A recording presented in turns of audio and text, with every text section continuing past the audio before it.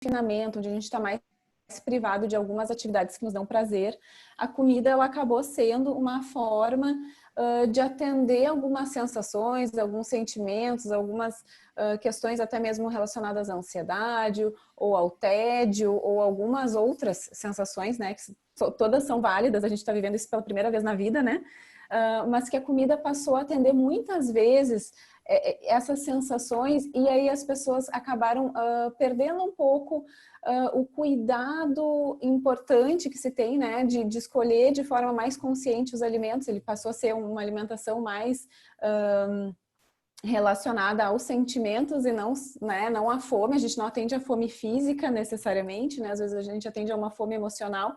E aí o que eu noto é que na prática as pessoas acabaram se perdendo um pouquinho e muitas vezes ganhando peso ou descontrolando mesmo algumas doenças em que a alimentação é um dos principais pilares. Então vou dar o exemplo ali do diabetes, né? Então a pessoa ganhou peso nesse período, começou a comer mais açúcar, começou a comer mais doces, que está mais próximo, né, da cozinha, então, né, fica mais restrito naquele ambiente, acaba que vai na cozinha, abre e fecha armário, procura alguma coisa para comer e aí acabou ganhando peso e descontrolando também as patologias, as doenças que já tinham de base, né? Então, isso que a gente tem que cuidar, tentar enxergar a alimentação como um aliado e tentar se relacionar de uma forma mais positiva com a alimentação para ter ela ao nosso favor. Então, hoje o que eu trago aqui é como organizar essa alimentação no novo normal. Então, considerando esse nosso novo contexto em que realmente a gente está mais, agora sim, com flexibilizações, mas ainda assim, considerando as faixas de risco, né? As pessoas com mais idade, elas acabam tendo que limitar ainda um pouco mais as relações aí, né, com o mundo externo. Então, levando isso em consideração, o primeiro ponto que eu coloco é essa questão do comer emocional, né? Então, antes de organizar a alimentação, a gente precisa refletir se o comer emocional está muito frequente no novo normal, né? Será que eu estou comendo para suprir alguma necessidade emocional? Será que isso tem sido, as escolhas dos alimentos têm sido mais baseadas no meu emocional? Então, essa é uma pergunta que eu deixo ficando para vocês pensarem a respeito, né? E aí, o primeiro ponto para a gente saber se a gente tem um comer emocional muito ativo, o problema não é ter o comer emocional, todo mundo tem um pouco de comer emocional. Vou dar um exemplo. Tive um dia difícil e agora de noite eu vou então assistir um filme, uma série que eu gosto e vou comer uma pipoca e o meu chocolatinho porque eu mereço. Tudo bem, isso não é um problema quando acontece de vez em quando. O problema é quando isso ocorre muito frequentemente. E aí, claro que daí desorganiza a alimentação, a gente acaba ganhando peso, descontrolando aí as doenças, né? Por causa de uma alimentação mais inadequada ou desbalanceada. Então, o primeiro ponto é a gente se observar. Então, quando surge um sentimento ruim, um desconforto emocional, você recorre à comida como forma de se sentir melhor? Talvez você ainda não tenha percebido esse padrão, por isso preste atenção a possíveis gatilhos a um comer exagerado ou específico. A famosa vontade de comer um doce, um bolo, tomar um refri. Então, não é uma fome... quando a gente tem fome física, a fome fisiológica, que é uma das fomes que a gente tem, a gente não é seletivo, a gente come o que tem. A gente abre a geladeira, vai ter banana, vai ser banana. Se tiver feijão, a gente vai esquentar o feijão. Agora, a fome emocional, ela tende a ser mais específica. Eu estou com fome de chocolate. Ou eu abro e fecho a minha geladeira várias vezes, porque nada do que tem ali é o que eu realmente quero comer. Então, é mais uma vontade do que uma fome física. Então, se observem e vejam se isso está acontecendo.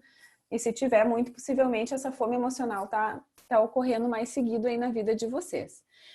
O segundo ponto seria nomear os sentimentos. Então, a gente tem que refletir sobre o que é essa vontade, o que ela realmente significa, o que eu estou sentindo, como é que eu nomeio as minhas emoções. E aí se responde, o que eu estou precisando de verdade? Eu estou ansioso? Tá, identifiquei, isso é uma ansiedade. O que eu posso fazer com a minha ansiedade que não tenha relação com a comida? Vou buscar, gosto de fazer crochê, gosto de assistir uma série, gosto de ler um livro. Então, será que eu não busco essa forma de aliviar minha ansiedade e deixo o meu armário lá da cozinha fechado? Então, o que eu digo é que a gente realmente precisa entender o que a gente sente e buscar alternativas que não sejam só relacionadas à comida, né? Então, Pensem a respeito disso também. Quantas vezes não se come por estar sentindo alguma coisa? Um tédio. Tédio é muito comum, né? A pessoa come porque está entediada. Não sabe mais muito o que fazer. Ah, então eu vou lá na minha cozinha, abro e fecho o armário até achar alguma coisa que supra um pouco o meu tédio. Mas será que eu não posso achar uma outra atividade? Alguma outra coisa que consiga quebrar essa sensação ruim que eu tenho sentido? Então eu deixo essa bola aí quicando para vocês pensarem a respeito. E o terceiro ponto seria mudar o foco. Então eu percebi lá que a comida está sendo uma válvula de escape. Bom, percebi. Então eu vou fazer uma lista de outras atividades que vão me trazer bem-estar, que vão me fazer sentir melhor, né? Então essa lista ela é bem variada entre as pessoas, né? Claro que a gente tem gostos e preferências muito particulares, mas eu trouxe aqui algumas ideias para vocês. Né? O primeiro ponto que eu acho que ajuda muito é organizar a rotina. Eu não sei se vocês perceberam se na pandemia agora, nessa situação de estar mais restrito, a rotina da maioria das pessoas mudou bastante, né? A gente não tem mais aquelas situações sociais de encontro com amigos. Eu vou dar o exemplo da Bisa, da minha filhinha, que ela tem...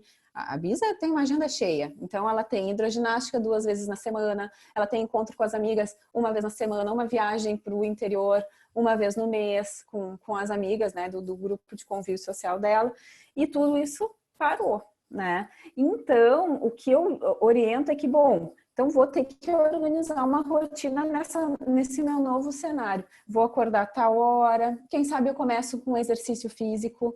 Exercício físico, normalmente, pela manhã, ele ajuda a engajar numa alimentação saudável ao longo do dia. Então, às vezes, acordar, fazer um alongamento, fazer alguma atividade, uma yoga, uma atividade de alongamento, uma caminhada, nem que seja...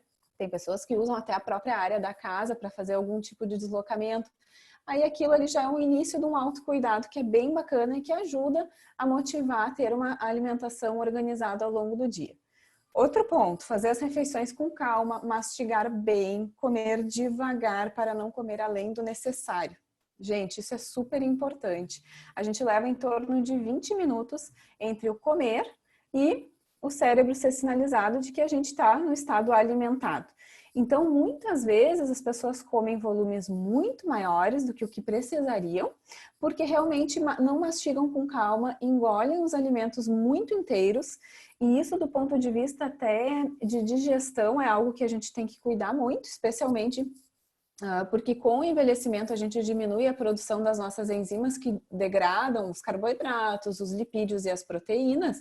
Então a gente fica com aquela sensação de que comeu um boi pelas pernas, aquela comida que para no estômago e fica. Então quando a gente come mais devagar, mastiga melhor os alimentos, a gente já inicia a digestão tanto dos carboidratos quanto das gorduras na boca. Então a gente já inicia o processo digestivo pela mastigação. Então tanto para sinalizar, né, o nosso organismo de que, bom, estou no estado alimentado, o mastigar e o comer com calma também é super importante para a digestão. Lanches intermediários, é obrigatório, Anise? É ou não é? Não tem nada que diga em nutrição que vocês precisam comer de X em X horas. Mas é importante a gente se conhecer e saber que, de repente, se a tarde é muito longa, se eu fico com muita fome para a hora do jantar, então eu vou parar, vou fazer um café da tarde num horário específico. Por que eu digo isso? Porque senão entra aquela coisa do belisco a tarde inteira. Vou na cozinha, abro o armário, pego umas castanhas. Depois eu saio da cozinha, não registrei aquilo ali como uma refeição, como uma alimentação, né? Volto lá de novo, pego uma fruta.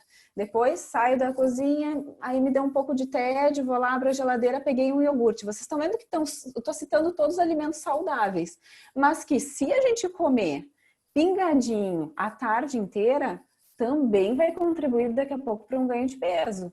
Então não é porque é saudável, né, que a gente pode comer de forma desorganizada ou aleatoriamente ao longo do dia inteiro.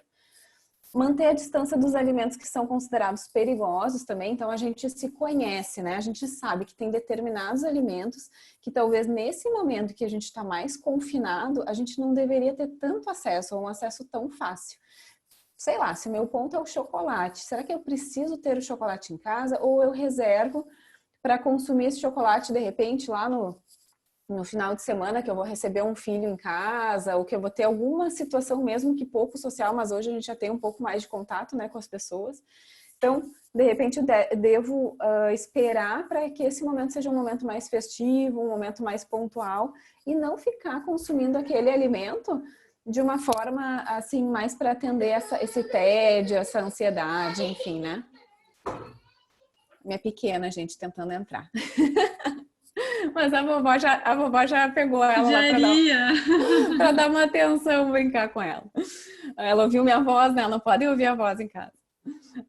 E quando cozinhamos, né? Isso é um ponto super interessante, gente. Quando a gente vai para a cozinha preparar um alimento, normalmente a gente come menos. Que nem se diz, né? Que a gente se alimenta de outras coisas no preparo, do aroma, né? Aí a gente coloca um pouco de pimenta, experimenta, gostei, não gostei. Então a gente vai se alimentando naquele preparo.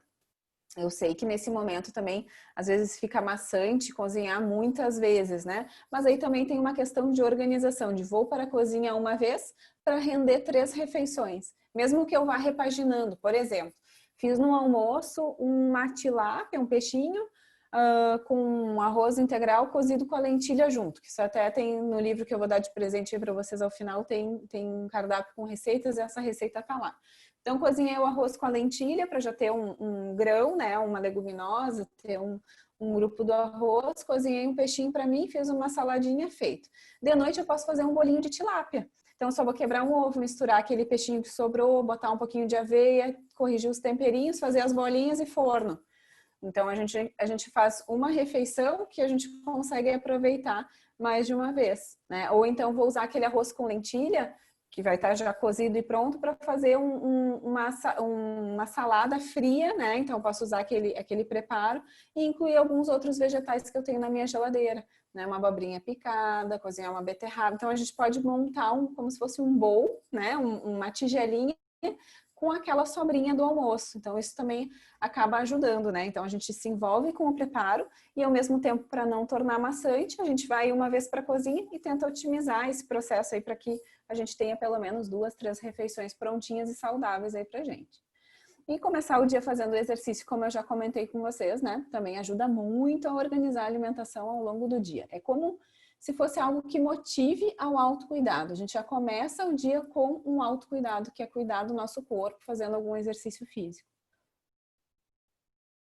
E aí a gente consegue sair do ciclo, né? Comece a praticar a lista, fazer uma forcinha para sair do ciclo, aquele de ansiedade, comida, tédio, comida, né? A gente cria uma consciência sobre as emoções e um pouco mais de disciplina, que é o que nos ajuda a passar por esse momento que está sendo mais difícil, mais desafiador aí para todos nós, né? Aí que a gente consegue quebrar esse ciclo. Então vamos lá, vamos fazer um passo a passo aí, eu vou conversar um pouquinho com vocês e depois eu quero abrir para a gente conversar e ver as dúvidas que todos nós temos em relação à alimentação. Um ponto que é super importante, né, nesse processo do autocuidado, do pensar nessa situação da alimentação como nossa aliada, é se manter bem hidratado.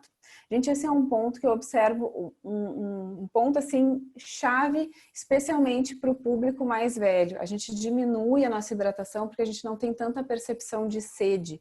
Isso acontece também com os mais novos, mas de uma maneira geral, né, as pessoas quando vão ficando mais velhas vão diminuindo a ingestão de água. Só que a água, ela é fundamental, porque muitas vezes a gente confunde fome com sede. Ela é fundamental porque ela mantém o intestino funcionando bem, porque ela faz com que a gente tenha um processo digestivo bacana. Então, e tem muita relação também com cansaço, muito do cansaço relatado muitas vezes em consultas médicas não tem relação com uma doença em si, mas pode ter relação com a baixa hidratação. Então a hidratação é um ponto super importante, reflitam se vocês estão se hidratando de forma adequada. Como é que a gente sabe se estou me hidratando de forma adequada? A gente faz um cálculozinho que é de 30 a 35 ml por quilo de peso. Então, se eu peso 50 quilos, eu multiplico 50 quilos por 35 e aí eu vou chegar em quanto que eu devo consumir de água por dia. Então, esse é o cálculozinho para a gente ter uma ideia se está chegando perto ou não da hidratação ideal. Anise, posso tomar chá, posso tomar café, posso tomar outros líquidos para me hidratar? Sim, o chá especialmente, mesmo que tenha um pouquinho de cafeína, ele também nos, né, que a cafeína ela não hidrata, quando os líquidos com cafeína não hidratam tão bem quanto a água pura. Mas a gente tem um processo de adaptação e o chá acaba sendo uma ferramenta que eu uso bastante, porque tem muitas pessoas que gostam de chá e tem mais dificuldade de tomar água pura por não ter sabor, acaba sendo uma forma de incluir um pouco mais de líquido no dia a dia. Então, o chazinho vai bem. O café, daí, ele não hidrata tão bem por justamente ter mais cafeína e também por questões de distúrbio gástrico, às vezes atrapalha, né? Então, o café com moderação, mas o chá e a água vale a pena se vocês têm dificuldade da hidratação, porque a água não tem muito gosto e tal, dá para pensar em saborizar a água. Também é uma estratégia legal. Então, a gente pode saborizar com rodela de laranja, pode botar umas gotinhas de limão, ou pode botar canela em pau, especiarias que tem em casa, né? Aí vai do gosto. Botar até alguns raminhos, raminho de alecrim, raminho de hortelã. Então, tudo isso dá um saborzinho na água que fica interessante. E aí ajuda na hidratação. Gente, comida de verdade. Isso é a base da alimentação saudável. Não importa se a pessoa está tratando uma doença ou não, a base da alimentação dela sempre deve ser a base de comida de verdade. Isso não é ultraprocessado, aquele que está lá na prateleira do supermercado embalado. É a comida que vem da terra mesmo, é o arroz, é o feijão que sofreu um mínimo de processamento da indústria, só para estar ali para a gente poder consumir cozinhando. São as frutas, são os vegetais. Então, a gente fala em 5 a day, então 5 por dia a gente deveria ter ingestão de vegetais no almoço e na janta e 3 porções de frutas no dia. Então, pensem se vocês estão fechando essa proposta de 5 ao dia, né? Que é a base da nossa alimentação, né? Os vegetais, as frutas, as carnes magras, os lácteos. Então, isso é comida de verdade, é isso que a gente deve fazer e diminuir o ultraprocessado, que é aquele alimento que já foi super processado pela indústria, onde se coloca um monte de conservantes, aditivos, para que ele sobreviva na prateleira 3, 4, 5 meses, às vezes mais tempo do que isso no supermercado. Esses alimentos são os ultraprocessados, é o que a gente deve evitar o consumo excessivo. Qualquer pessoa de qualquer idade, né? Gente, organizar as refeições. Vocês fazem a lista de como é que vai ser a refeição da semana? Vocês organizam isso? Isso é um ponto essencial aí para a gente conseguir entrar a semana e terminar ela com as refeições bem balanceadas. Por quê? Porque, bom, se eu tenho a ideia de cozinhar 3 vezes na semana, que seja, né? As 3, segunda, quarta e sexta eu vou para a cozinha. Eu tenho os ingredientes na minha geladeira? Será que tem tudo que eu preciso na minha casa? Será que eu organizei os lanches no caso de sair ou, né, trabalhar na rua, enfim, tô levando um lanche adequado para o meu trabalho? Né? Ou cheguei no meu trabalho e me dei conta que não trouxe nada para lanchar de tarde e vou acabar no pastel ali da lanchonete. Né? Então, organização é um ponto essencial. A gente precisa parar um tempinho na nossa semana para pensar e planejar como é que vão ser as refeições. No caso agora de estar lançando mão de algum restaurante com entrega, enfim, da mesma forma a gente deve se organizar, né? Então tá, nos meus almoços vai ser o restaurante tal, lá que eu vou pedir minha comida e a minha janta. O que que eu vou fazer? Né? Então, vou organizar então um lanche saudável, vou fazer um sanduíche natural, vou ter folhas na minha geladeira para conseguir colocar umas folhinhas aí, fazer uma salada também à noite. Então, organização, gente, fazer um cardápiozinho da semana, organizar os lanches, ter os itens em casa. Especialmente para quem está contando com alguém que vai comprar, né? Para não ir ao supermercado, passar essa listinha aí vai ajudar quem está fazendo essa tarefa das compras. E aqui, gente, eu trouxe para vocês uma fotinho de um aplicativo. Esse, para quem gosta aí da parte tecnológica, dá para baixar aí no celular. É um aplicativo que nos ajuda a classificar, ele classifica, na verdade, os alimentos de acordo com o grau de processamento. Então, os alimentos que recebem essa bandeirinha verde ali, ó, estão vendo 91 pontos, ele faz uma pontuação de 0 a 100.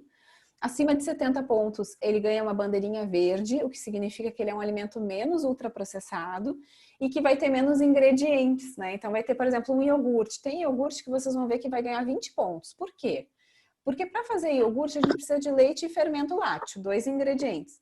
E aí a gente vai ver a lista de alguns iogurtes que tem 10, 15 ingredientes. Aí tem aromatizante, tem espessante, tem corante, tem 3 tipos de açúcares, entende? Então, isso vai fazendo com que a pontuação nesse aplicativo diminua, porque realmente esse é um produto mais ultraprocessado e ele vai dar uma pontuação maior para aqueles produtos que realmente são mais saudáveis, porque tem menos ingredientes, menos aditivos. Então, para quem gosta da função tecnológica, dá para baixar no celular, ele é um aplicativo free. E para quem tem alguém que faça as compras, sugiro que passe o nome desse aplicativo. O nome é Desrotulando, de desrotular, né? Então, esse aqui ajuda muito, muito, muito na hora das compras. Inclusive, vocês podem, abrindo o aplicativo, tem como fazer o scanner do código de barras do produto e ali vai dar a ação já daquele produto. Então, é bem bacana. Fica como dica. E, gente, claro que para ajudar vocês, eu vou dar algumas sugestões, ó. Isso aqui são ideias que eu passo para os pacientes de café da manhã e lanches. Claro que tudo depende da fome de vocês. Isso eu sempre converso muito em consulta. Ah, Anise, eu não acordo com tanta fome. Talvez para mim esse café seja demais. Não tem problema. A gente vai adaptar a fome daquele momento, né? Então, daqui a pouco o café da manhã vai ser um pouco mais leve do que essas sugestões que eu tô dando. Mas nessas sugestões todas, vocês vão ver que a base do café da manhã e do lanche sempre tem uma fruta, né? Então, por exemplo, nessa primeira sugestão ali tem uma panqueca, uma crepioca, que a gente pode fazer com um ovo, uma colher de farinha, que pode ser de aveia, de amêndoas, farinha de coco, aí vai do que vocês tiverem em casa. Uma banana esmagadinha na massa, então a gente esmaga a banana, mistura nisso tudo, bota na frigideira antiaderente, untada, né? Doura de um lado, doura do outro. Tá feita a panquequinha. Ah, quero fazer um shake de fruta. Quero pegar morango que está congelado no meu freezer e bater com banana e um pouquinho de água, fazer tipo um smoothie que a gente chama, né? Que é quase um milkshake congeladinho, assim, fica uma delícia. É uma sugestão de entrada de mais fruta, né? E vou acompanhar com um cafezinho ou com um chá. Ok, essa é uma primeira sugestão. Temos uma segunda sugestão ali, por exemplo, um pãozinho integral tostado. Posso fazer um ovinho cozido ou um ovinho mexido. Ali vocês viram que na base do pão, eu até botei essa ideia do abacate, né? O abacate, ele funciona muito bem para ser como uma pastinha salgada também, que a gente pode usar para passar no pão, ao invés de usar margarina, que é um produto ultraprocessado. Às vezes as pessoas também diminuem um pouco a ingestão de manteiga em função do colesterol. Então, o abacate, ele é uma fruta que tem gorduras boas, que é a mesma gordura do azeite de oliva, e a gente pode usar ele como uma pastinha salgada também para passar no pão. Fica interessante. Experimentem se vocês nunca provaram. Né? E frutas picadas. Aí pode ser uma segunda sugestão de café da manhã ou lanche. Terceira sugestão. Olha que legal que fica aquela montagem ali da fruta. Ó. Parte uma mão ao meio, tira a semente, bota o iogurte, frutas picadas, uma granola ou alguma semente que tem em casa. Se gosta de castanhas, essas coisas todas pode botar. Se não, também não precisa, né? Mas a fruta como base, o iogurte, algum farelinho para ajudar na função intestinal, é uma ideia interessante também aí de café da manhã ou lanche da tarde. É interessante eu ressaltar que em todas as opções aqui, ó, tanto na panqueca entrou o ovo, né? Aqui também um ovinho cozido, aqui entrou um lácteo, porque a gente tem que cuidar um pouco com a ingestão de proteínas. Né, quando a gente vai envelhecendo, também a gente tem uma propensão à diminuição de massa muscular. Então, ter o cuidado de não ficar à base de café com leite e pão, as refeições principais, né, os cafés e tal, porque o que eu observo muito na prática é isso, que a base da alimentação fica muito a farinha e o leite com café. Então, a gente perde muito de não ter esses outros alimentos aí na base da nossa alimentação. Então, pensem nisso, fiquem com essas sugestões aí de café da manhã e lanche. E como é que eu monto o meu prato de almoço e jantar, Anise? Como é que a gente deveria pensar nesse prato? Então, aqui tem a sugestão, ó, de uma montagem de prato para vocês.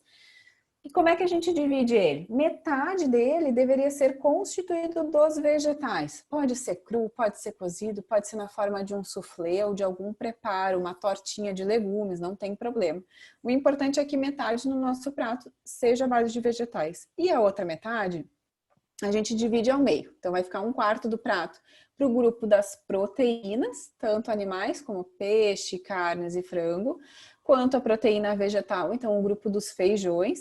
Então, quem for vegetariano, né, a gente deve caprichar no grupo dos feijões e se utilizar ovos também é uma forma mais tranquila de obter as proteínas, né?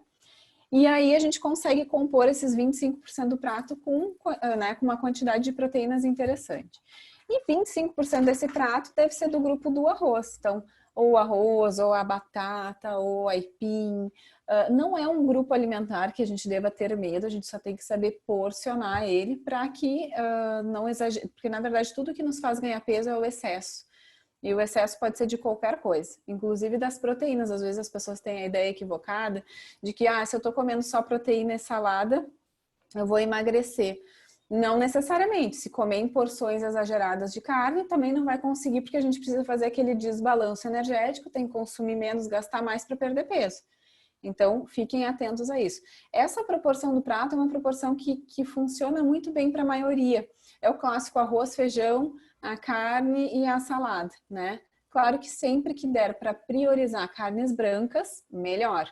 Peixe, frango, protegem, por exemplo, falando no diabetes, protegem o rim do diabético, né? Então, são proteínas magras que nos trazem benefícios por terem gorduras de melhor qualidade também junto a essa proteína.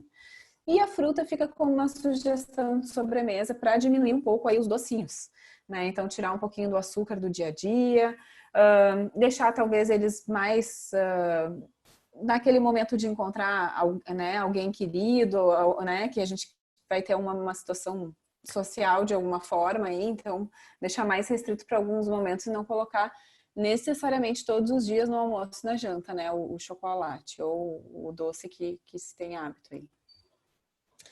E aí, o que vocês acham? Vocês estão se alimentando de forma saudável? Né? Pensando em tudo isso que eu coloquei aí para vocês. Tem entrado todos esses alimentos? Tem entrado comida de verdade? Será que estou pedindo muita teleentrega?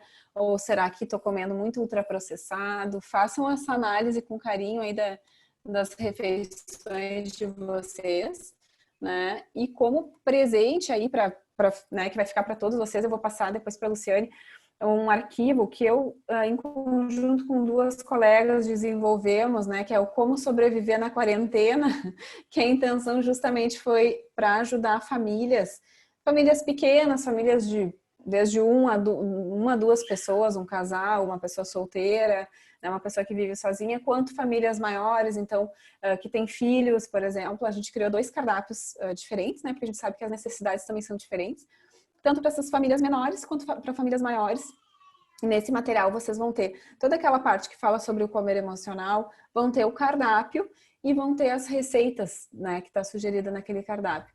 Então, eu acho que esse material ele ajuda muito a gente a pensar, planejar, organizar.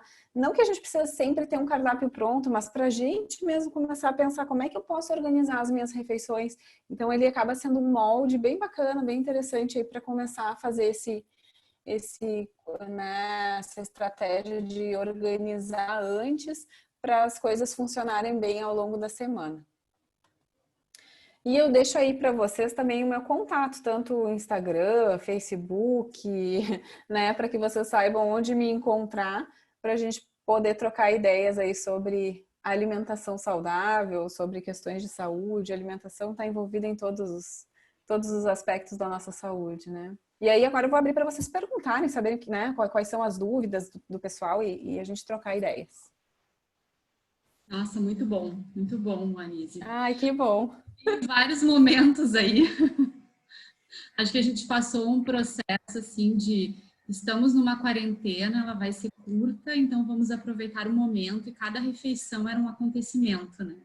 Então tu merecia o chocolate, tu merecia o carboidrato, tu merecia fazer comida boa, né? E agora a gente viu assim que a gente já está há 7 meses nesse processo e que a rotina tem que voltar, né? A gente precisa, e como a gente está gastando menos calorias em função de estar mais dentro de casa, mesmo que esteja praticando atividade física, a gente não se desloca mais como se desloca antes, né? Então, mais ainda importante reduzir o consumo de alimentos. Então, veio super a calhar, assim, botei vários chapeuzinhos. A gente, todo mundo se enxerga, né? Em algum momento. Posso começar perguntando? Claro. Eu sou muito perguntona, né? Normalmente, manifesto. Eu queria perguntar da questão da marmita. Muita gente, a gente acaba, por exemplo, vai na associação lá, que é o nosso grupo se reúne na associação, e a gente faz uma atividade de manhã, fica por lá, vai na esquina, come um pastel, depois volta para a atividade da tarde. né? Como é que a gente pode organizar uma marmitinha para levar de forma a se saciar, sem ter muito volume? E também, eu sei que as pessoas pensam muito na vergonha, né? No vexame, como é que eu vou comer na rua? Mas sabe, eu achei bem interessante, até saiu no programa do GNT, mostrando algumas atrizes, esse pessoal assim mais da mídia e tal, dizendo que são super marmiteiros, que levam mesmo, porque como são pessoas que passam na rua o dia inteiro, se não for organizar e levar uma refeição mais balanceada, vai acabar que a rotina deles vai ser a base de pastelaria. Claro, são pessoas também que vivem da imagem e que não podem deixar a peteca cair, né? Então, eles sabem da importância que tem da gente realmente organizar uma marmitinha saudável. E aí, o que eu digo pro pessoal? É bem essa ideia do ir para a cozinha uma vez para já preparar vários potinhos, eu digo assim, né? Então, eu vou cozinhar uma lentilha. Então, tá. Então, essa lentilha eu já vou dividir em porções. Eu sempre peço o cuidado, assim, de não usar muito plástico, tá, gente? Porque especialmente alimentos mais gordurosos, essas substâncias que tem no plástico, elas são lipofílicas, isso é, elas se atraem por gordura, então elas migram mais para o alimento. Então se der para ser o potinho de vidro, porque as porções são pequenas para uma pessoa, né? Então vai ter um potinho do feijão, aí pode ter um potinho com um arroz ou com alguma batata ou algum preparo com legumes, né? E uma proteína, aí pode ser um guisadinho, um frango, um peixinho e tal. E aí já dá para preparar em vários, né? Várias porções e já deixar isso separadinho, organizado no freezer. E a salada verde, que eu digo, pessoal, que daí tem que ter a organização de pelo menos uma vez na semana fazer as compras dos frescos, aí lava, deixa de molho, né, na solução de hipoclorito, passa bastante água para enxaguar bem, né, não deixar nenhum resíduo de produto, depois usar aquela centrífugazinha, aquela ali faz toda a diferença, gente, para manter a salada legal. É o que seca bem a folha e mantém ela por mais tempo. E aí eu digo pro pessoal usar aquele, daí sim, o pote plástico, porque daí a folha, né, não tem problema, bota lá, folha, papel toalha, tampa e ainda vira de cabeça para baixo, porque daí vocês vão usando a folha que está mais apertadinha primeiro, que é a folha que estraga mais rápido. Então, digamos assim, iria uma vez na semana para cozinhar para 5 dias, deixar já prontinho as porções e a saladinha daí monta na hora. Uma outra sugestão também que eu dou muito para os pacientes é a salada no pote. Vocês já ouviram falar nisso? É muito legal. Deixa eu ver se eu consigo compartilhar aqui a tela só para mostrar para vocês uma imagem aqui. Deixa eu ver se eu consigo botar aqui, ó, salada no pote. É essa ideia aqui, ó, gente. Deixa eu ver se abre maior. Olha ali, ó. Tá bem para enxergar ali? Sim, sim. Perfeito, perfeito. Tá. Então, assim, ó, a ideia dessa salada é o seguinte, bota o que mais contém água, então vai fazer um molhinho para salada, fazer um molho de mostarda e mel.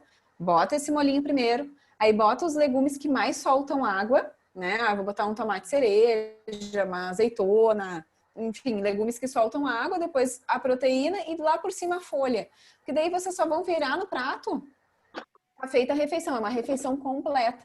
E a gente pode fazer até 5 potinhos desses para deixar na geladeira e facilitando aí o dia a dia com os vegetais, né? Então, na verdade, assim, a gente é que tá mais habituado aí na pastelaria pegar o pastel, porque não é tão difícil assim. Requer uma organização, né? Requer ter os itens em casa e fazer um preparo. Mas às vezes, assim, são 2 horas que a gente usa da nossa semana para deixar essas coisas mais organizadas para quando começa a coisa dos horários ali da semana, a gente conseguir ter uma refeição balanceada.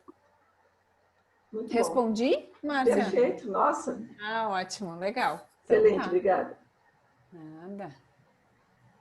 Pessoal, quem quer perguntar, por favor, libere o áudio. Ribas. Isso. Boa tarde, doutora. Pois o Rui. Boa tarde, tudo bom? Tudo bem. Bom, eu queria falar um pouquinho sobre digestão. Né? Perfeito. Eu andava nos últimos tempos, e ainda estou em tratamento, eu tenho uma nutricionista também que está me tratando, com problema de digestão. Ótimo. A gente comia e tinha o problema de ficar estufado, de daí ter problema de gases, de às vezes quando se assustar, porque acabava tendo um refluxo desses gases. Chega a dar aquela dor em cima, né? Isso. E aí nós descobrimos o tal de ácido clorídrico, o hipo, o hiper, e tu não ter nada de ácido clorídrico. Eu, no meu caso, nós constatamos que eu tinha pouco ácido clorídrico para tratar a comida que estava indo no estômago. E isso acabava provocando depois tanto refluxo, como também comida não tratada indo para o intestino. Então, isso eu vejo que a maioria dos meus médicos parece que foi um achado. Isso é mais antigo do que a fome, para usar um termo antigo, né? Eu achei absurdo, porque eu tinha passado por um monte de gastroenterologia, de gastronomia, né? De gastrite. Gastroenterologia, gastrite. Isso. E em nenhum caso, mesmo com a endoscopia, foi investigado isso aí. O que o pessoal dava mais era os prazol da vida, né? Quer dizer, a gente Daí comia e tratava... é justo o inverso, né? Justo.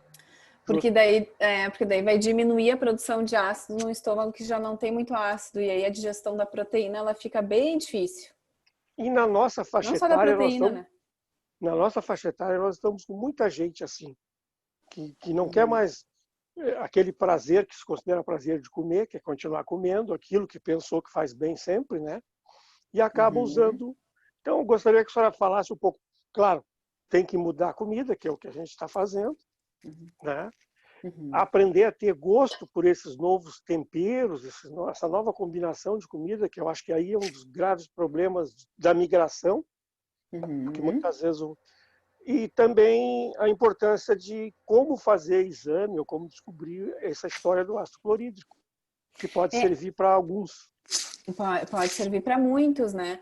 Tem uma questão muito da prática clínica, né? Se a pessoa observa que o desconforto ele vem logo após a refeição, se tem aquela sensação de empachamento, a sensação de que o alimento não é digerido, muito possivelmente a pessoa pode sofrer de uma hipocloridria, né? E é muito comum isso com o passar dos anos. Tanto a diminuição da produção de ácido, quanto a diminuição da produção enzimática. Então, por exemplo, assim, antes a gente não tinha problema nenhum em comer feijão, mas agora a sensação que dá é que aquele feijão estufa no intestino.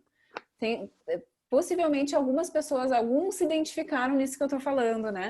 Que dá aquela sensação de que a barriga vai explodir, assim, vem lá pra frente, né? Então, assim, realmente a gente tem diminuição tanto do ácido quanto da produção enzimática.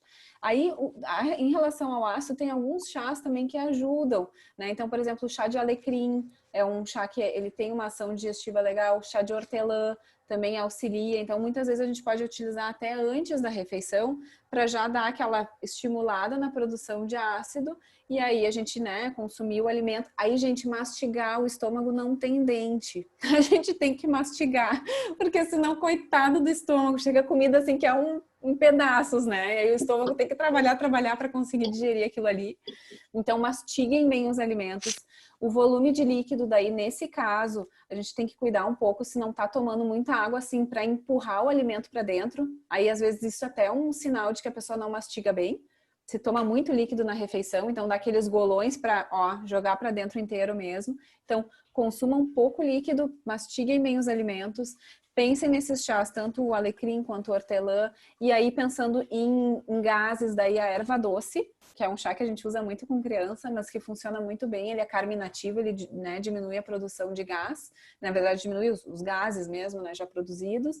E a gente pode também pensar... Daí tem a reposição do HCl, isso pode ser prescrito, né? E tem a reposição também dessas enzimas digestivas. Então, hoje existe no mercado Digelive, existe Enzifor, que daí são enzimas específicas que degradam proteína, que degradam gorduras, que degradam alguns componentes desses alimentos que estufam mais, por exemplo, como brócolis, feijão, lentilha. Então, tem enzima que ajuda na degradação desses compostos. Então, isso também pode ser utilizado. Mas eu diria que o primeiro ponto é realmente pensar numa alimentação com base a comida de verdade, pouca gordura, evitar frituras, né? E mais para as carnes magras, mastigar bem os alimentos.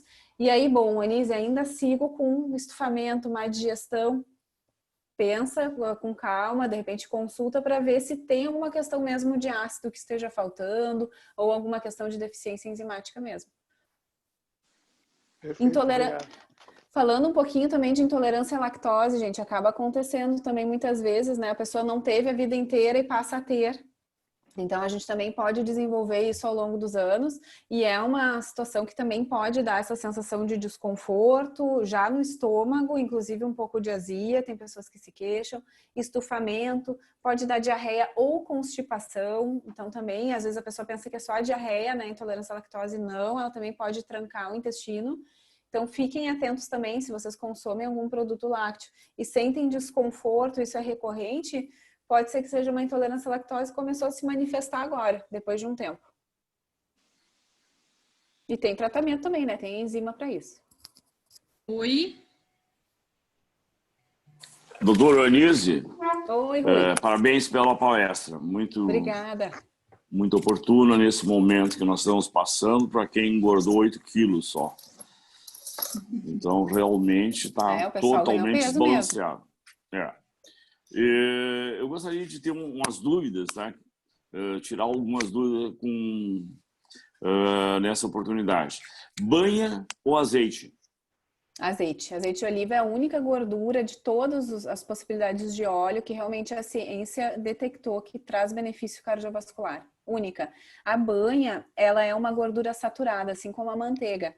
Né? Então, não é que a gordura saturada ela faça mal em pequena quantidade. Em pequena quantidade, tudo é possível, né? A gente usa um pouquinho, não tem problema. Mas em termos de trazer benefício à saúde, o único óleo, vocês podem ter certeza que a ciência até então comprovou que traz benefício à saúde é o azeite de oliva.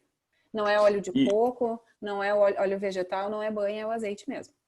Nem a gordura de coco, aquela extra virgem, também não. Também não. A gordura de coco, ela também é uma gordura, digamos, de fonte vegetal naturalmente saturada. Ela é uma gordura saturada. É como se fosse a manteiga, mas do reino vegetal. Sim. Né? Então, a gente também usa com cautela. Outra coisa que a gente é muito bombardeado, tá? O ovo era o vilão. Hoje, eu ouvi uma palestra do doutor, de um médico, agora me esqueço o nome dele, mas não vem o caso, que fala que o ovo é bom, muito bem à saúde. Faz muito bem à saúde. O ovo, assim... Lair Ribeiro, lembrei o nome. Lair Ribeiro. Isso, Lair. O que eu vejo, assim, é um alimento de verdade, é um alimento que se a gente souber fazer um preparo, ele é uma fonte proteica boa, né? Então o ovo acaba sendo uma forma da gente adicionar proteínas em algumas refeições, como num café da manhã fazendo uma panqueca, né? Então é uma forma tranquila de adicionar proteínas e de maneira bem natural. Ele tem luteína, que é um antioxidante que está presente na gema, tá? Então ele é um alimento que também tem um potencial antioxidante, pensando nesse sentido. Mas é claro que, como tudo na vida, a gente não deve exagerar em quantidade. Então, o que eu digo para o pessoal é tentar, assim, quanto mais variada a nossa alimentação, melhor. Porque daí a gente não se expõe sempre ao mesmo alimento várias vezes ao dia, né?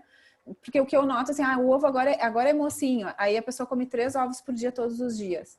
Bom, de repente, de mocinho, para aquela pessoa, ele pode passar a ser um vilão. Daqui a pouco, aquela pessoa absorve mais colesterol do ovo do que outra pessoa. Então, o que eu digo é tentar incluir como parte de uma alimentação saudável, cuidar a forma de preparo, mas não categorizar o alimento como vilão ou mocinho. Né? Eu acho que tudo é o contexto. Percebam o contexto da alimentação de vocês. Esse ovo ele está sendo combinado com outros alimentos que são comidas de verdade, ou ele está sendo daqui a pouco um acompanhamento para o bife e a batata frita, né? Nesse sentido, assim. Então vamos pensar mais no contexto, que daí a gente acerta mais. Mas é um alimento saudável, sim. É só questão da quantidade mesmo. Tá. E só para finalizar, tá? Devido, vamos dizer assim, como eu adquiri muito peso, então à noite, ao invés de janta, eu estou fazendo um preparo com 2 frutas picadas, tá? Granola com chia, eu acrescento mais chia, quinoa, linhaça dourada e gergelim, um pouquinho torrado, assim, gergelim, tá? E com iogurte natural. Eu posso jantar isso à noite? É saudável ou não?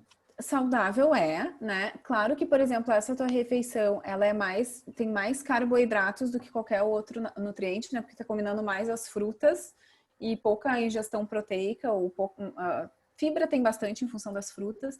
Tem que ver se isso está te saciando e se o cômputo total do dia está fazendo com que tu tenha déficit calórico. Porque o que é importante para emagrecer é a gente ter um gasto energético maior e um consumo energético pequeno para conseguir fazer esse déficit energético que a gente fala, né? Então tem que fazer esse déficit calórico. Então tem que avaliar se ao longo do teu dia o consumo tá legal e se, né, incluindo essa refeição, se vai fechar com déficit calórico no teu dia. Te diria assim que normalmente, às vezes a densidade calórica dessa tua refeição pode ser muito equivalente a ter, por exemplo, uma proteína magra, os vegetais e um grão. Às vezes dá elas por elas em termos de calorias. Entende? Uhum. Então, tu tem que avaliar isso, se o todo tá fazendo esse déficit calórico para que tu consigas perder peso. Uhum. Não, eu perdi 2 quilos já depois que o doutor Rogério me mandou caminhar. Ele está aí na palestra, né? Um participante da palestra. Tu está caminhando há uma semana, Rui, como assim? Ótimo. 2 Gente, quilos uma coisa eu perdi. importantíssima. 2 Ótimo, quilos. que coisa boa. Uma coisa importantíssima que eu digo, assim, a questão do emagrecimento e manutenção de peso perdido, a gente divide em 2 partes do tratamento. Primeira parte, que é o emagrecimento mesmo, assim, onde se perde bastante peso, a gente deve ter, em média, assim, 6, 9 meses, onde a gente realmente perde o peso excedente que a gente precisa perder do ponto de vista de saúde, né? E isso se faz fazendo esse déficit calórico, isso precisa ser feito, né? Sem fazer déficit calórico, a gente não consegue emagrecer, isso que eu tô querendo dizer. E a alimentação, ela é o pilar principal desse primeiro momento do tratamento. Agora, o que apenas 16% das pessoas conseguem manter o peso perdido. Vocês sabiam disso, que esse percentual é baixinho mesmo? Só 16%. 16%. E o que elas fazem de diferente na vida delas é que elas botam exercício físico todos os dias. Faça chuva, faça sol, não importa, tá chovendo canivete, a pessoa tá caminhando 1 hora por dia. É isso que essas pessoas que realmente conseguem manter o peso, porque até perder peso a gente consegue até sem exercício. Mas, o que adianta perder peso e depois não manter, né? O peso perdido.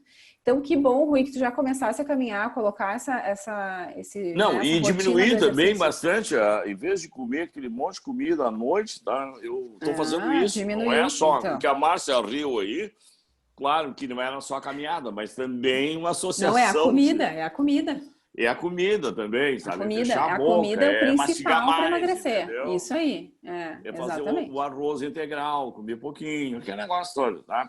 Gente, porção, eu queria quantidade. ser eu gostaria de ser, para finalizar mesmo, eu gostaria de ser uma Luciane, tá?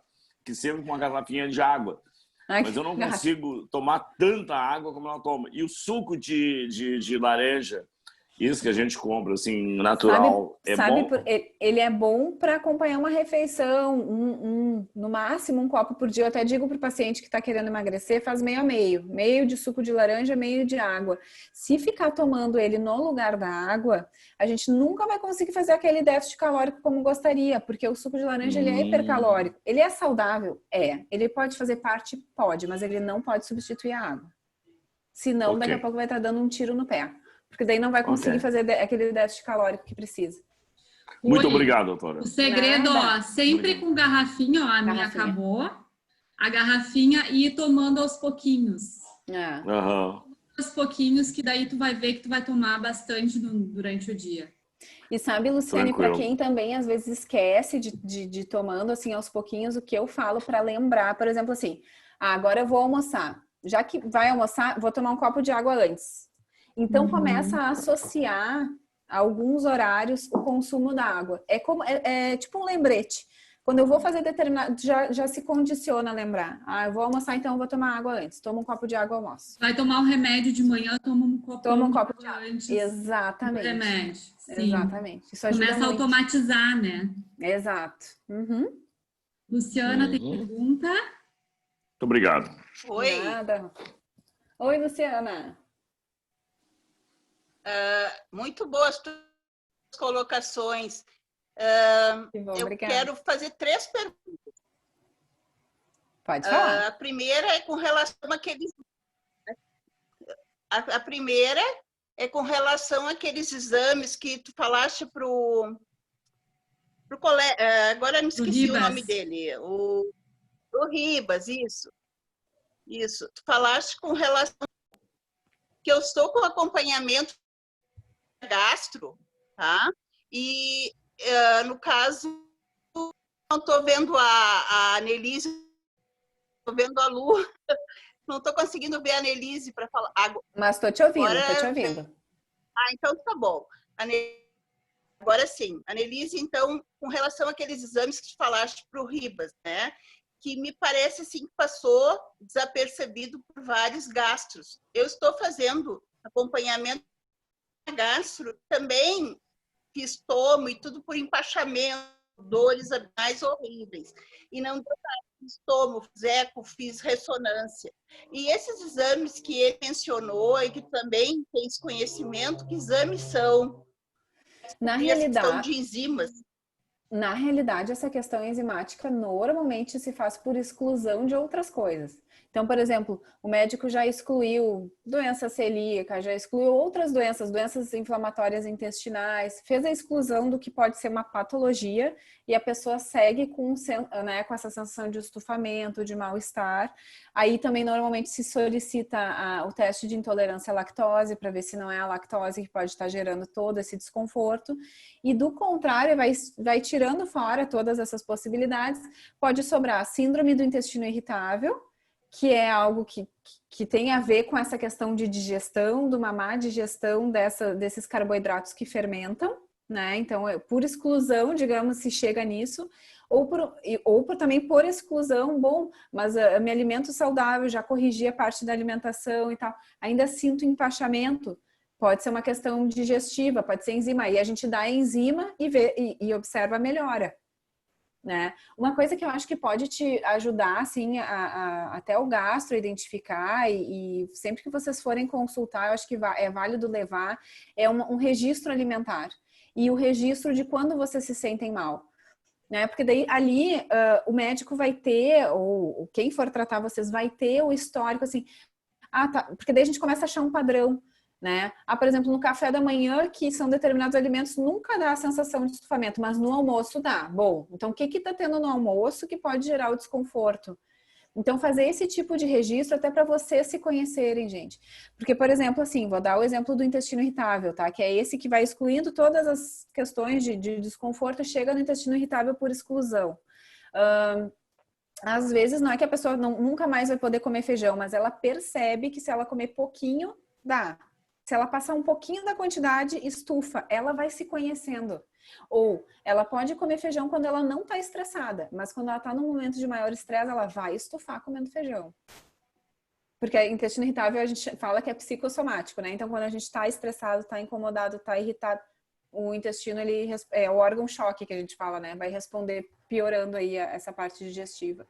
Mas normalmente é por avaliação disso, assim, vai excluindo, chega no intestino irritável, ou faz um teste de intolerância à lactose, chega na lactose, ou então tirou tudo, segue com estufamento, pode ser uma questão de hipocloridria. É bem de observação clínica. A questão do probiótico, como é que funciona no intestino? No intestino.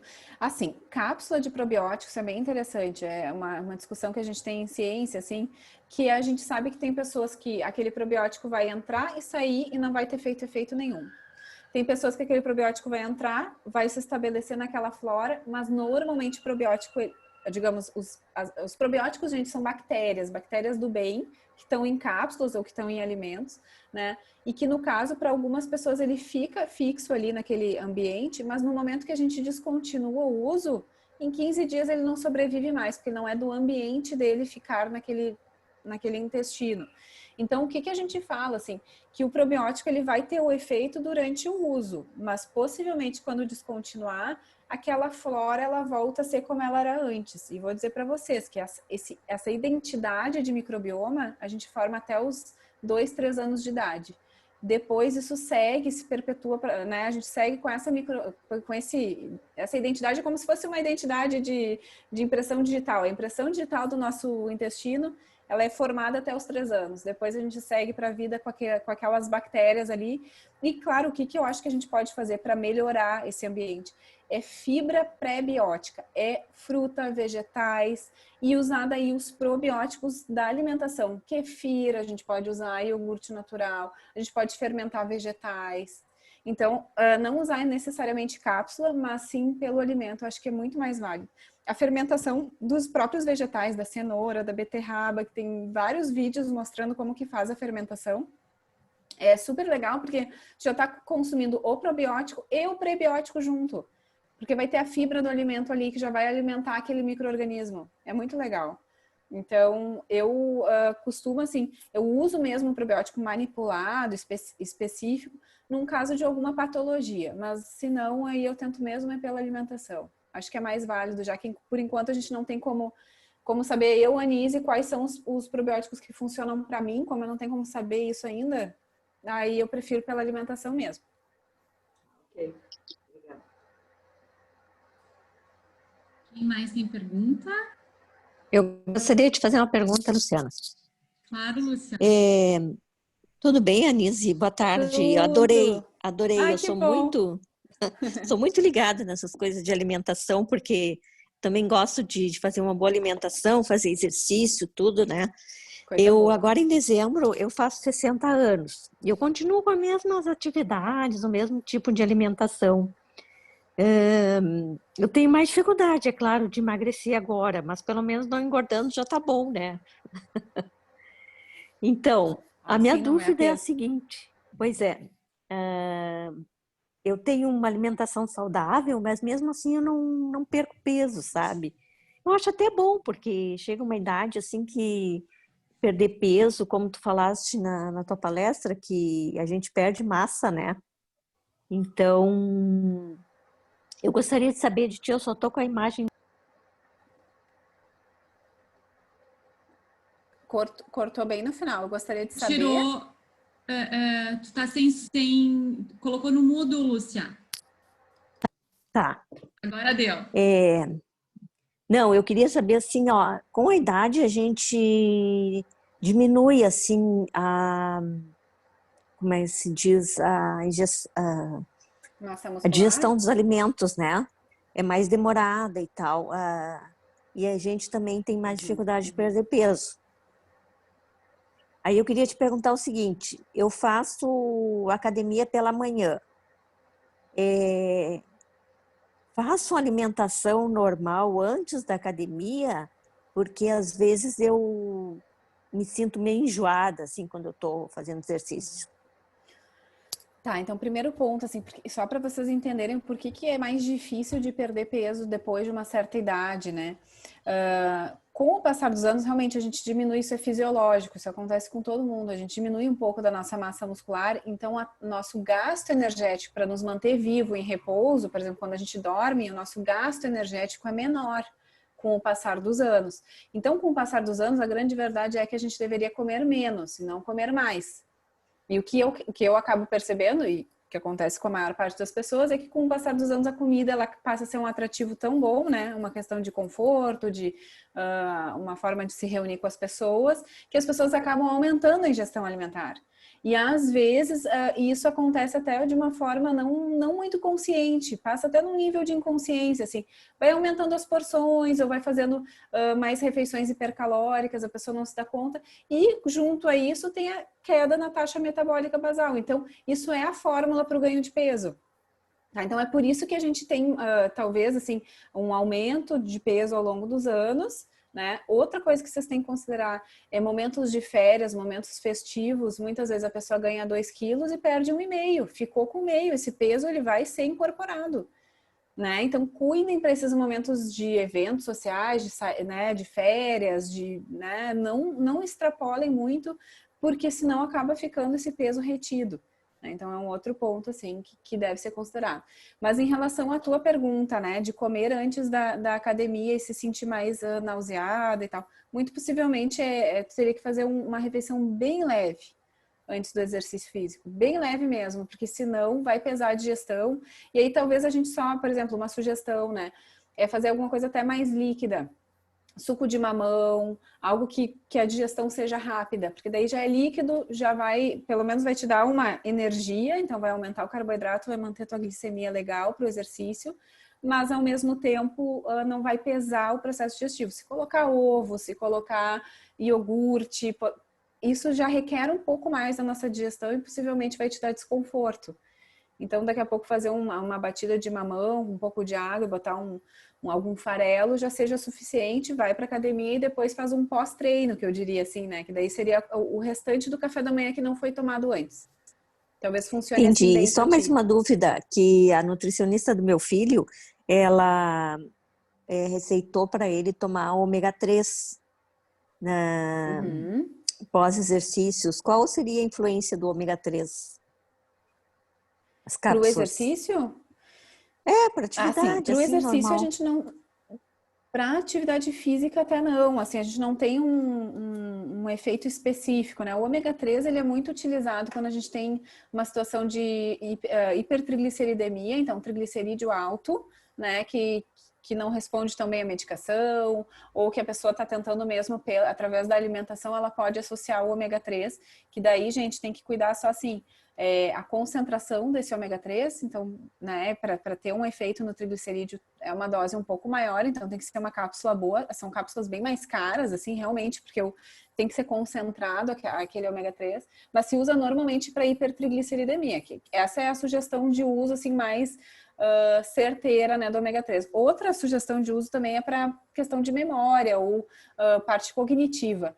Então, também se utiliza o DHA, que é um tipo de ômega 3, para melhora cognitiva também. Então, são as duas utilizações mais clássicas do ômega 3. Ele é um anti-inflamatório, mas que eu sempre digo, gente, vamos diminuir carne vermelha e vamos colocar mais peixe, porque dessa forma a gente tem um duplo ganho. A gente vai diminuir gordura saturada e vai aumentar o ômega 3, entendem? A gente tem 2 vezes o benefício, eu diria assim. Então, nesse sentido, Muito acho obrigada, legal Anise, adorei. colocar mais Obrigada. peixe também. De nada, imagina. Certo. Cíntia tem pergunta? Tá nos ouvindo? Libera teu áudio que a gente não tá te ouvindo. É que eu tô mexendo aqui na cozinha, por isso que eu tô assim. Não, eu queria voltar com a doutora aí em relação ao ovo. Fale. No que assim, meu marido come omelete, 2 ovos de manhã e 2 à noite. E ainda até chama ele de lagarto, porque eu acho que eu acho que é esse o ovo. É bastante, é bastante. A gente fala assim para variar mais, né? Então, de repente, pensar em outras possibilidades para a noite ou para o café da manhã, né? Para não ficar só à base do ovo. Eu vou dar um exemplo para vocês das Blue Zones. Vocês já ouviram falar em Blue Zone? Os lugares que as pessoas vivem muito bem, não? Que vivem bem, vivem com saúde, são centenários, que eu digo assim, né? Essas pessoas, elas têm um consumo proteico até que não é muito alto, não. A base da alimentação delas são os vegetais e os ovos entram 2 ovos na semana. Então, não é muito consumo dessas proteínas, né? Especialmente dos ovos. Então, tenham o cuidado de variar a alimentação. Acho que esse é um ponto super importante. Acho que ele podia variar mais, não ficar só nos ovos de manhã e de noite. É que de manhã ele até toma um suco de laranja, não, de limão, entendeu? Mas ele usa, no almoço, ele usa bastante linhaça dourada. Eu digo que ele come alpiste, eu mexo com ele, assim, fico mexendo com ele. Gosta do alpiste aí, bota na comida. Não, e outra possibilidade também que eu acho que pode pensar, assim, daqui a pouco, ó, se vai botar um tomate picado, se vai botar um queijinho branco, se vai botar algum outro legume no omelete, daqui a pouco não precisa ser 2 ovos sempre, né? Pois ele não gosta isso. de nada nos ovos, tu entendeu? Ele gosta de comer mais o ovo em si. Né? É omelete. De manhã eu fico pensando assim, pô, mas é já uma gordura já de manhã, né? E à noite também. Então eu não sei tudo até onde. Contexto, né, Cíntia? Eu vou te dizer assim, ó, que tudo é contexto. Como é que é a alimentação dele ao longo do dia, se os exames dele estão adequados, se o peso dele está adequado, tudo isso tem que ser levado em conta. Esse regime que ele está fazendo dessa maneira, tá? Que ele está fazendo, ele já emagreceu uma faixa de 5 quilos. Mas a longo prazo, a curto prazo, no caso, né? Ele não faz exercício, ele não faz atividade nenhuma. E o trabalho dele, ele fica sentado praticamente o dia todo também. Então, Ô, Cíntia, já dá o spoiler para ele que ele, para manter o peso, ele vai ter que fazer exercício todo dia. Não tem jeito. Pois é, ele até quer emagrecer, mas só na alimentação, sem fazer exercício fica difícil, né? Não, até emagrecer ele vai conseguir, mas manter o peso perdido é que é o difícil. Sem exercício a gente não consegue, porque ninguém consegue viver em restrição calórica, vocês concordam? É muito difícil. A gente até consegue fazer por um tempo a restrição calórica. Depois de um tempo, o que a gente tem que fazer, a grande verdade é que a gente tem que achar uma alimentação que faça sentido pra gente, que a gente consiga porcionar de uma maneira adequada daí para manter o peso e botar exercício para que o peso não volte a subir. Porque o nosso corpo, gente, ele tem a tendência a buscar o peso máximo. Então, se eu pesei 100 quilos e hoje peso 70, eu vou ter que fazer um esforço extra do que quem sempre pesou 70 quilos para manter os 70 quilos. Entendem? Porque o nosso corpo, ele tende a aumentar o hormônio de fome, diminui o hormônio de saciedade, reduz a taxa metabólica. Tudo isso é uma tentativa do corpo compensar essa perda de peso e resgatar o peso máximo. Nosso corpo, ele faz essa jogada triste aí com a gente. É por isso que é tão difícil de manter o peso e é por isso que só 16% das pessoas conseguem. E elas descobriram que o caminho para manutenção é exercício. Não tem jeito, não dá para ficar querendo inventar moda. O negócio é a alimentação correta, de reduzir. Não tem pílula mágica. Todo mundo me pergunta, bom, se tivesse, gente, eu já estaria milionária. Quem dera, não tem né? pílula. Não tem. É o esforço, é a constância. Fala, Luciana. Última pergunta, então, Lu, para a gente liberar a Anne, que ela tem atendimento. Libera teu áudio. Luciana, libera teu áudio. Anise. Oi, fale. Eu tenho um problema com noite, eu e muita gente, certo? Eu sou muito noturna, então é aquela dificuldade de me controlar à noite. Tu tem alguma coisa mágica?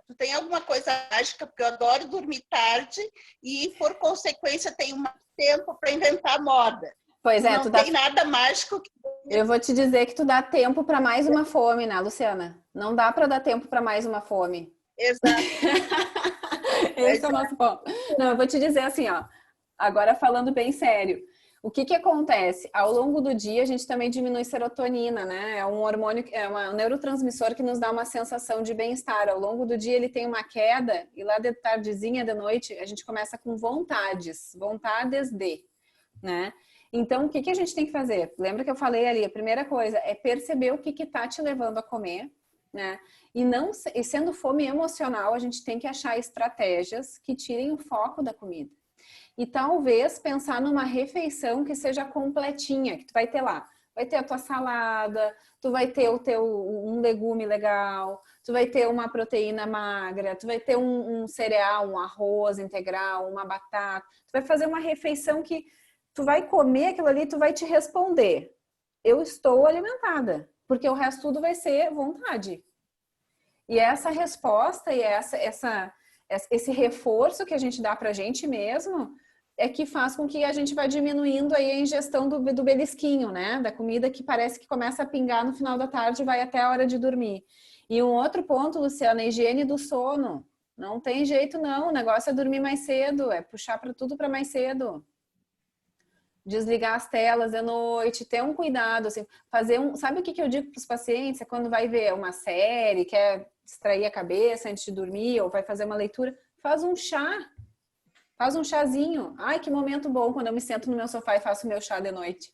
Aquele momento que a casa tá até num silêncio, assim. Consigo sentar, tomar meu chazinho e curtir aquele momento. Não boto mais comida. Comida acabou na janta. Deem tempo para o organismo de vocês fazerem o que a gente chama de faxina celular, mandar embora o que não presta.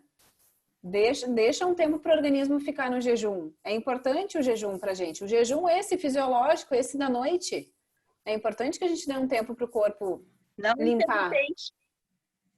Oi? Não intermitente, né? Não intermitente, jejum que tá em moda. intermitente. O intermitente ele tá em moda, assim, enfim, é que tem várias aplicações. Daí a gente entra num outro capítulo que é o jejum, né?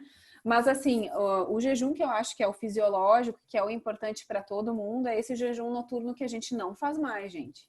As pessoas vão comendo até a meia-noite, 1 hora, e depois acordam de manhã já estão comendo de novo. Não dão tempo para o nosso organismo fazer esse momento de faxina, de mandar embora. Jejum, ele é importante para a longevidade, vocês sabiam disso? Dá um tempo para o corpo mandar embora o que não presta. A gente precisa desse tempo. Então, isso os autores, eles falam, né? Desse jejum fisiológico, que é alinhado com o ritmo circadiano, que a gente deveria comer menos à noite, deveria jantar cedo, jantar no horário de creche, que eu brinco, né? 6 da tarde tá jantando, e aí depois aqui, ó, chazinho e deu pra bola, deixa o corpo, né, trabalhar um pouco para mandar embora e não para ficar estocando. Essa é a ideia. Todo mundo não vou dizer, a grande parte das pessoas acaba até emagrecendo fazendo isso. Por quê? Porque tira um monte de belisco, não é porque o jejum por si só tá fazendo uma mágica, não, é porque tirou uma densidade calórica, tirou calorias de um horário que beliscava muito. Então, o jantar cedo e o se responder, olha, estou alimentado.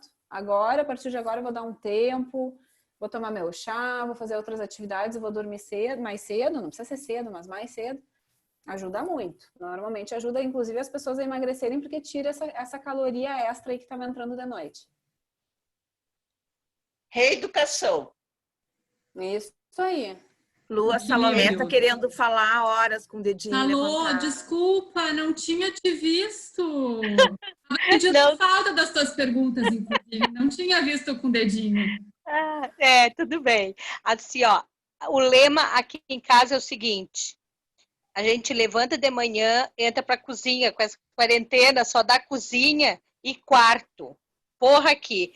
Então, quando encerra, que eu encerro na janta ali, tudo limpo, quando um deles me diz assim, ó, ai mãe, tô com uma fome, o nosso lema é, vamos dormir que a fome passa. Porque é dormir, Gostei, sabe? Salomé. Porque senão a gente não para. Esses dias eu disse pra minha filha, nós estávamos vendo um filme, e eu pra ela, que vontade de comer alguma coisa. E é melhor tu ir dormir, porque isso passa rapidinho. Então é o nosso lema aqui. Encerrou. Porque senão a gente vira na cozinha o tempo inteiro. Mas muito obrigada, foi ótimo. Nessas trocas, eu bom, acho que acho que é bem isso. A gente viveu essa pandemia comendo feito uns doidos no início, até pela situação nova, que a gente não sabia o que ia acontecer com a gente, né, em termos de saúde. E hoje, assim, agora a coisa está mais tranquila, realmente nós temos que esperar. Então, a gente conseguiu se organizar em casa em termos de alimentação saudável, parar com os bolos, parar com um teste de receita e dormir mesmo, dormir que passa fome. Eu sou dessa também, vou deixar um recado. Dormir passa fome. Vou deixar um recado. Passa fome. Vou deixar um recado até final, assim, gente, em relação até essa questão de Covid, de inflamação e tudo mais. Assim, quem tem excesso de peso, a gente sabe, né, que a obesidade ela é um fator de risco para um pior desfecho aí da doença, para uma pior apresentação da doença. Mas o que as pessoas às vezes não têm informação é de que se elas perdem acima de 10% do peso, então, sei lá, se eu estou pesando 80 quilos, se eu perder 8 quilos, isso faz uma diferença muito grande do ponto de vista inflamatório. Então, reduz muito a inflamação crônica de baixo grau, que é o que a gente fala que acontece na obesidade, e que está relacionada à piora da apresentação da doença, né? Então, assim, não é, vou sair da obesidade para me... Não. É emagrecer 10%, 12% do peso, faz muita diferença, gente. Então, já que a gente está vivendo isso, acho que vai levar um tempo ainda, vamos se conscientizar, vamos buscar essa alimentação saudável, vamos buscar formas de se exercitar, não só pela questão do emagrecimento, mas sim pela questão da saúde mesmo do nosso corpo, manter uma massa muscular legal, porque isso inclusive, no sentido do Covid, aí, dessa doença infeliz aí que nos apareceu, nos ajuda, né? Então, vamos pensar dessa forma que eu acho que é bem legal. Legal. Muito obrigada. Tu vai me mandar o e-book Vou mandar o e-book. Tá, daí eu mando para vocês. Vamos bater aquela nossa foto, todo mundo pertinho, para a gente colocar Legal. no Insta. 1, 2, 3 e todo mundo aparecendo. Eita, vamos ver. Deixa eu ver se a Luciana sabe. Depois você me manda para eu botar no meu também. O Ribas pode deixar. De novo. O Ribas apareceu de novo. Por que eu me escondi? Mas o Ribas estava aqui. Vai de novo. Vamos de novo, a Luciana não apareceu. De novo. Pronto. Joia. Beleza. Luciana, Apareceu todo mundo. Luciana, uma outra hora vamos falar sobre medicamentos. Deixa eu anotar. Automedicação, tu quer dizer? Não, porque em tudo que nós falamos aí foi sobre alimentação e algumas doenças, algumas coisas.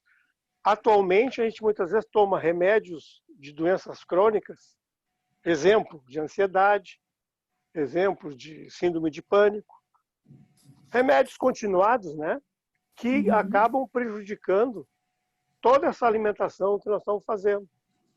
Então, nós temos que interação. Então, nós temos que ver como é que a influência da medicação na alimentação. Como é que ela pode nos ajudar a reduzir.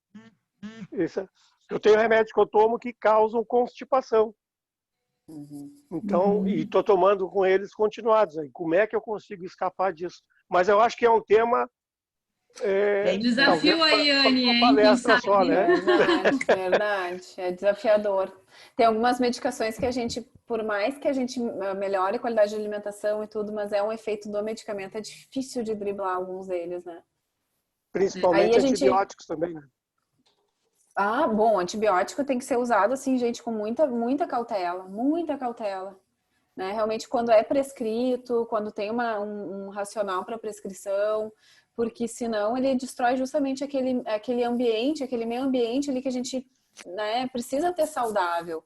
Então, claro, que bom que existe o antibiótico para quando a gente precisa, mas usar com cautela, até para não criar esses bichos multiresistentes aí, né? A gente tem que ter esse cuidado também, né? A prescrição médica certeira ali para não prejudicar depois mais adiante.